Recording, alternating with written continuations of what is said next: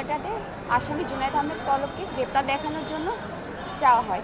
পরবর্তীতে আমরা কোর্টে সাবমিশন করি জামিনের জন্য, এবং সেখানে আমরা বলি যে আমাদের যে জুনায়েদ আহমেদ পলক যিনি রয়েছেন তিনি আসলে উৎস বহির্ভূত কোনো ধরনের আয় করেন নাই, এবং তার সকল সম্পত্তির বিবরণী, তার যে আয়কর বিবরণী রয়েছে সেখানে সব কিছু উল্লেখ রয়েছে।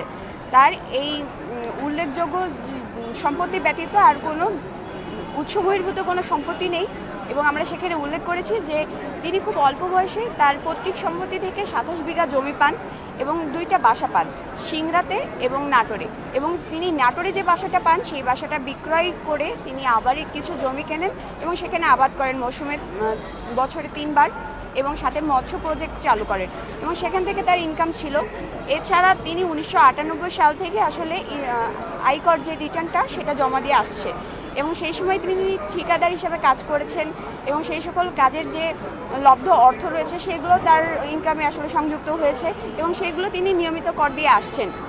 এবং পরবর্তীতে তিনি হাইকোর্টে যখন লয়ার হন, জাজ কোর্টে লয়ার হন, তিনি দীর্ঘদিন যাবৎ প্র্যাকটিস করেন এবং এই প্র্যাকটিস লব্ধ অর্থ তার সেটাতে সংযুক্ত হয়েছে।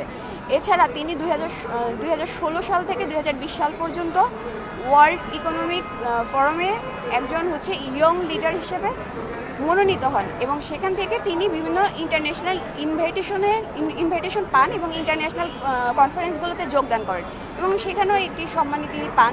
এবং তিনি তিনি সবচেয়ে সর্বনিম্ন বয়সে মানে 28 বছর বয়সে সর্বপ্রথম একজন সংসদ সদস্য হিসেবে নির্বাচিত হন 2008 সালে। এর পরবর্তীতে 2014, 2018, 2024 এগুলোতেও তিনি সংসদ সদস্য ছিলেন। তিনি সর্বমোট 16 বছর যাবৎ একজন সংসদ সদস্য ছিলেন এবং এই সংসদ সদস্য হিসেবে তার একটি বেতন ভাতা আছে, এবং তিনি 2018 থেকে একজন প্রতিমন্ত্রীর দায়িত্ব পালন করেছেন, সেখানে একটি বেতন ভাতা আছে, বিদেশ গমন একটি ভাতা রয়েছে এবং নানাবিধ এখানে ভাতা রয়েছে। তো আমরা বিগততে এটাই উল্লেখ করেছি যে আর এছাড়া আপনারা নিশ্চয়ই অবগত আছেন যে একজন যে এমপি থাকেন তারা কিন্তু শুল্ক মুক্তভাবে গাড়ি কিনতে পারে, এবং তিনি এরকম গাড়ি ক্রয় করেছেন এবং পরবর্তী তার 5 বছর যখন অতিবাহিত হয়েছে তখন তিনি সেটাকে বিক্রয় করেছেন, এবং এই যে গাড়িটা কিনেছেন সেটাও লোনের টাকা দিয়ে কিনেছেন। পরবর্তীতে লোন পরিশোধ হয়ে গেলে ওই গাড়িটা তিনি বিক্রয় করেছেন। এভাবে তিনি সর্বমোট 2টি গাড়ি বিক্রয় করেছেন এবং সেখান থেকে প্রায় 4.25 কোটি টাকা তার ইনকাম হয়েছে, সেটা তিনি এফডিআর এবং সঞ্চয়পত্র হিসেবে রেখেছেন। এবং আজকে যখন আমরা কোর্টে সাবমিশন করেছি, কোর্ট বলেছে যে এত অল্প টাকা তিনি আসলে কোনো দুর্নীতির সাথে করেছে বলে কোর্টের কাছে প্রতিমান হয়নি, যেহেতু তার আজকে এই মামলায় প্রথম কাস্টাডি দেখাচ্ছে, গ্রেপ্তার দেখাচ্ছে এবং আসলে কোনো কাস্টাডি নেই। স্বল্প কাস্টাডির কারণে আমাদের জামিনটা আজকে নামঞ্জুর করেছে, পরবর্তীতে এটি আমলে নিবে।